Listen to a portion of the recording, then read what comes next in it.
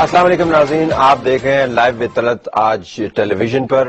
آج ہمارا اسٹوڈیو میں سے پہلا ایپیسوڈ ہے اور ہم تسلی اور تشفی والا پروگرام کرنا چاہتے ہیں جو پاکستان کی بڑی 3 سیاسی جماعتیں ہیں ان کے نمائندگان سے ہم آپ تک کوئی تسلی پہنچانا چاہتے ہیں، جاننا یہ چاہتے ہیں کہ ملک کے اندر انصاف کی بھی بڑی ڈھونڈیا ہے، بڑی دھوم ہے، جمہوریت کی بھی بڑی دھوم ہے، فریڈم آف ایکسپریشن کی بھی بڑی دھوم ہے، اور تمام لیڈران جو ہیں وہ آپ کے اور ہمارے مسائل فوری طور پر حل کرنا چاہتے ہیں۔ تو تسلی کی ویسے تو کمی نہیں ہے، لیکن جب ہم کھڑکی سے باہر جھانک کے دیکھتے ہیں تو حالات ہمیں کچھ اور قسم کے نظر آتے ہیں۔ یہ تسلی والا موضوع ہے۔ اسد عمر صاحب MNA ہے پاکستان تحریک انصاف کی طرف سے، ان کو ہم خوش آمدید کہتے ہیں اسٹوڈیو میں، ان سے بھی ہم بات کریں گے۔ طلال چودھری صاحب پاکستان مسلم لیگ نون کے MNA ہے، فیصل آباد سے ان کا تعلق ہے، ان سے بھی بات کریں گے۔ آپ کا بھی بہت شکریہ۔ اور سردار محمد لطیف کھوسہ صاحب جو پنجاب کے ایکس گورنر ہیں اور مرکزی سیکرٹری جنرل ہیں پاکستان پیپلز پارٹی کے، ان کو بھی ہم خوش آمدید کریں گے۔ سردار صاحب آپ کا بھی بہت شکریہ۔ اسد صاحب let us start with judiciary سے چلے آغاز کر لیتے ہیں۔ چیف جسٹس صاحب کے 2-3 دن رہ گئے ہیں، اس کے بعد ایک بڑا تاریخ ساز قسم کا پاکستان کے اندر ایک موڑ آئے گا۔ اتنی بڑی تحریک کے بعد آپ کے خیال میں کوئی بہت بڑی لوگوں میں زندگی میں کوئی تبدیلی آئی ہے لوگوں کے؟ ہم روزانہ خبریں دے رہے ہوتے ہیں، کوریج کر رہے ہوتے ہیں، لوگوں کی زندگی میں کوئی تبدیلی ہے انصاف کے اینگل سے؟ میرے خیال میں طلعت، جب ہم قوموں کی ارتقاء کو دیکھتے ہیں نا تو اس میں یہ آپ کو تھوڑا سا مسئلہ ضرور آتا ہے کہ لوگوں کو جو کوئی ایک پیش رفت ہوتی ہے اس کا اثر اگلے دن اتنا صاف نظر نہیں آتا، لیکن جب آپ 10 سال 20 سال 30 سال کے بعد دیکھیں تو آپ کو لگتا ہے کہ ہاں وہ جو واقعہ ہوا تھا وہ اس سے کچھ فرق پڑا۔ تو آپ بھی اس میں بہت ایکٹیو ہوتے تھے ایز اے جرنلسٹ، میں نے بھی اس کے اندر حصہ لیا، اور کیا افتخار چودھری صاحب نے اس کے بعد سپریم کورٹ کو ایسے چلایا جیسے ہماری توقع تھی۔ چلے میں اپنی بات کرتا ہوں کہ میری توقع تھی، تو جواب ہے نہیں۔ لیکن کیا پاکستان میں ایک انصاف کا نظام، ایک عدالتی نظام کی پیش رفت اس جانب ہوئی جس طرف ہم دیکھنا چاہتے تھے؟ تو میرے خیال میں اس کا جواب ابھی بھی ہاں ہے۔ ابھی بھی ہاں، چلے یہ بڑی اچھی بات ہے۔ طلال صاحب، عام لوگوں کا مسئلہ ہے کہ وہ زیادہ اسٹریٹجک ایشوز کے اوپر توجہ نہیں دیتے، وہ کہتے ہیں آپ کیا باتیں کرتے رہتے ہیں، ہم تو ٹھیک ہے، مستقبل کی نوید امید اچھی ہے، ایک بندہ پاکستان میں انقلابی تبدیلی لے آئے گا، یہ ایک بندے کے ساتھ ہمارا obsession ہے، ذرا اس کے اوپر بات کرتے ہیں۔ اگر افتخار چودھری صاحب چیف جسٹس محترم جو ہیں ان کی شخصیت کو دیکھیں، آپ کے خیال میں کوئی انقلاب آیا پاکستان میں ایک بندے کی وجہ سے یا 2 بندوں کی وجہ سے؟ بسم اللہ الرحمن الرحیم جی، یہ جو آج ادارے کام کر رہے ہیں، جس شیپ میں آج ہیں، اور جس بھی آپ بات کر رہے ہیں کہ افتخار صاحب جو رول پلے کر رہے ہیں، اس کے پیچھے ایک بڑی لمبی سٹرگل ہے آپ کی پوری سول سوسائٹی کی، اور وہ سٹرگل اس لیے ہے کہ سول سوسائٹی چاہتی ہے کہ انہیں پھر اس کے ثمرات ملے۔ اور اگر دیکھا جائے تو ہمارے المیہ یہ ہے کہ جو ادارہ بھی مضبوط ہوا، جو ادارہ بھی پھر اس نے اپنے دائرے سے باہر نکل کر دوسروں کے دائرہ اختیار تک گیا، اور جس پہ نہ صرف سسٹم ڈیمیج ہوا بلکہ وہ پھر سسٹم جب ڈیمیج ہوتا ہے تو وہی سول سوسائٹی جو کوشش کرتی ہے، جو امیدیں لگا کے رکھتی ہے، اس کی پھر امیدیں پوری نہ ہوئیں۔ میں اسے اس طرح دیکھتا ہوں کہ 90% سے زیادہ کیسز تو لوور جوڈیشری میں باقی ہیں، اور وہاں پر کوئی تبدیلی ہم نہیں لا سکے۔ اور اگر کیا اچھا ہوتا کہ جس طرح supreme court actually role play کرتی رہی ہے، اور یقیناً اس میں کچھ کمی کوتاہی ایگزیکٹو بھی تھی کہ انہوں نے خلا چھوڑا جس پہ انہوں نے پورا کرنا پڑا، لیکن اسی طرح نیچے والے بھی اسی طرح اسی تیزی کے ساتھ اسی انصاف ملتا، جو میرا خیال ہے کہ میں بھی اسد عمر صاحب سے ایگری کرتا ہوں کہ وہ توقعات پوری نہیں ہوئی۔ جب تک کمزور آدمی، بیچارہ آدمی، بیچارگی کا شکار آدمی، لاچار آدمی، اس کے گھر والے، اس کے خاندان والے نظام سے کچھ حاصل نہ کر پائے اور نظام اس کو محض تسلی دیتا رہے، تب تک انقلابی تبدیلی نہیں آئے گی۔ لطیف کھوسہ صاحب یہ فرمائیے گا کہ پاکستان پیپلز پارٹی بھی کہتی رہی ہے کہ ہم نے بڑی گراس روٹ پر تبدیلیاں لائیں، ابھی سیاسی اینگل سے ہم بات نہیں کریں گے، وہ اگلے حصے میں بات کریں گے، لیکن انصاف کا معاملہ جو ہے وہ طے ہونا باقی ہے۔ اتنی بڑی ریولوشنری موومنٹ کا سربراہ جو ہے اب اس کے 2-3 دن باقی رہ گئے ہیں، آپ کے خیال میں اگر لیگسی کو دیکھا جائے تو لوگوں کے لیے کیا ہے، آپ کا کیا اسسمنٹ ہوگی؟ آپ کے سامنے ہی ہے. اتنی بڑی جدوجہد عوامی ایک جدوجہد تھی, وکلاء کی کاوشیں تھیں, اس میں میڈیا کی بہت زیادہ اس میں جو ہے کنٹریبیوشن تھی, سیاسی جماعتوں نے بھرپور حصہ لیا, اور عوام دراصل ایک تبدیلی چاہتی ہیں, اور جس کو جو بھی مسیحا انہیں نظر آئے عوام اس کے پیچھے اس طرح سے جو ہے والہانہ طور پر وہ اس کو خوش آمدید بھی کہتی ہیں, اس کا سواگت بھی کرتی ہیں, اس کے لیے قربانیاں بھی دیتی ہیں, بہت قربانیاں دی ہیں. لیکن بدقسمتی سے اراول بستے میں میں بھی رہا, آپ بھی رہے, ہم لوگ سبھی رہے ہیں اس میں, لیکن وہ توقعات جو عوام کو تھیں وہ جو ہے نظر نہیں آئی ہیں. عدلیہ بنیادی طور پر دیکھیں انصاف کے لیے جو ہے, اگر قومیں جو ہیں جس قوم کو انصاف نہ ملے وہ مٹ جاتی ہیں. ظلم کی حکومت تو پھر بھی چلتی ہے, مملکت چلتی ہے, لیکن جہاں انصاف نہ ہو وہ معاشرے, وہ مملکتیں منہدم ہو جاتی ہیں, وہ تہذیبیں ختم ہو جاتی ہیں.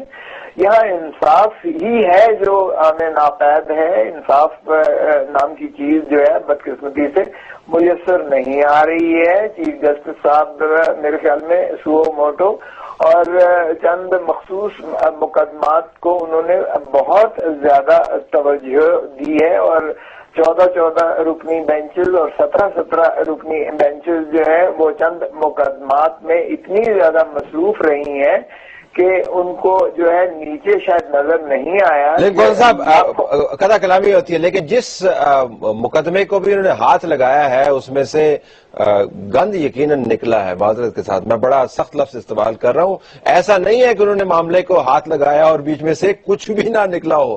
تو آپ یہ کہہ سکتے ہیں کہ شاید ترجیحات مختلف ہوں گی, لیکن کرپشن کے سکینڈلز آپ اٹھا کے دیکھ لیں, انلیگل اپوائنٹمنٹس کے سکینڈلز آپ اٹھا کے دیکھ لیں, مسنگ پرسن کا کیس اٹھا کے دیکھ لیں, تو ریاست کے اندر خانے بہت سارے مسائل تھے جہاں پر ہاتھ لگاتے تھے, جس پھوڑے پر ہاتھ رکھتے تھے پیپ نکلتی تھی اس میں سے. اچھا, یہ بھی طلب تاریخ اس میں جو باتیں کرے گی, تاریخ ظاہر سب سے بڑی ناقد تاریخ ہوتی ہے.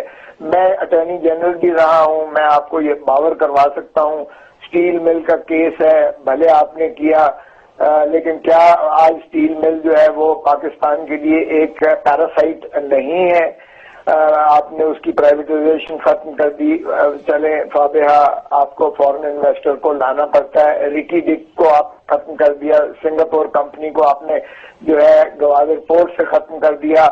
میں ایک ایک چیز اگر گنواتا جاؤں, چینی کی قیمتیں ہیں, ایل پی جی قیمتیں ہیں, ایل این جی کی قیمتیں ہیں, رینٹل پاور ہے, میں ایک ایک چیز کی اگر گنواؤں, دیکھیں پہلے ہمیں پاکستانی بن کے بھی سوچنا پڑے گا. کیا اس طرح کوئی مملکت چل سکتی ہے؟ کیا اس طرح کوئی فورن انویسٹر آئے گا؟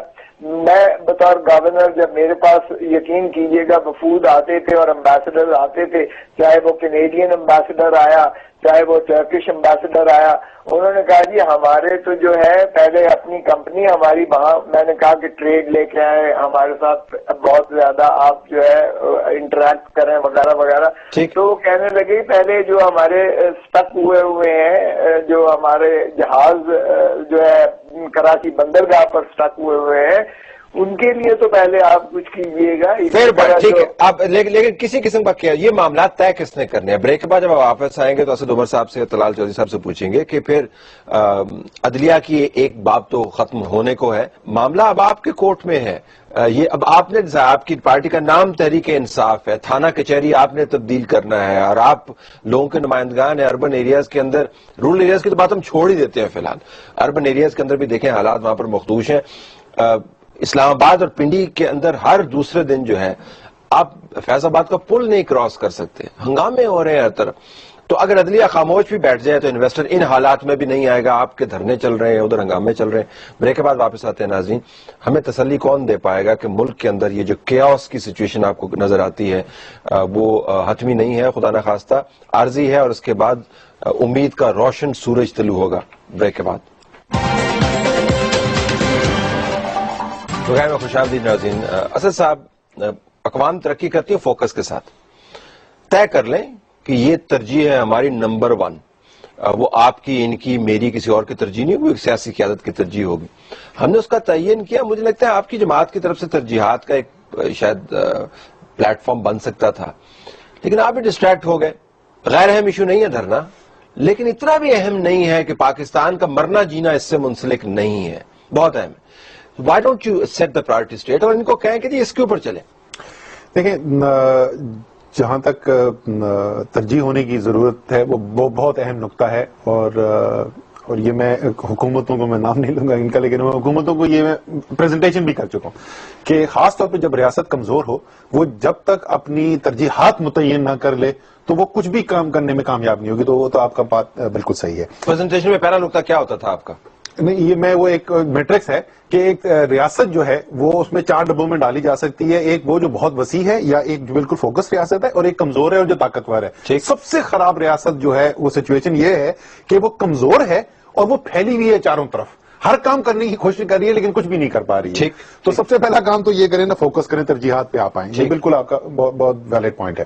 اچھا، اس کے اندر کچھ چیزیں ایسی ہوتی ہیں طلعت جو شارٹ ٹرم کے اندر ایک امیڈیٹ سر کے اوپر آپ کی ایمرجنسی آ جاتی ہے جس سے آپ نے ڈیل کرنا ہی کرنا ہے، ٹھیک ہے نا. تو اگر آپ کو زندگی میں کامیاب ہونا ہے تو آپ نے تعلیم حاصل کرنی ہے، ہنر سیکھنا ہے، ایٹسیٹرا ایٹسیٹرا. لیکن اگر آپ کو ہارٹ اٹیک آ جائے تو سب سے پہلے اس سے ڈیل کرنا پڑ جاتا ہے. تو اس میں تو ہو سکتا ہے کہ آپ کو ایسا لگے کہ جو بنیادی جو تحریک انصاف جو نام کے اندر لکھا ہوا ہے، میرے خیال میں پاکستان کی اصل چیز ہے یہ انصاف. اگر آپ لیں سماجی، معاشی، عدالتی، پاکستان بدل جائے گا. بالکل آپ صحیح کہہ رہے ہیں، اور وہی آپ کا ریفارم ایجنڈا ہونا چاہیے اور اسی پہ فوکس رہ کے آپ کام کریں گے تو آپ کی پارٹی اس پہ کام کر رہی ہے؟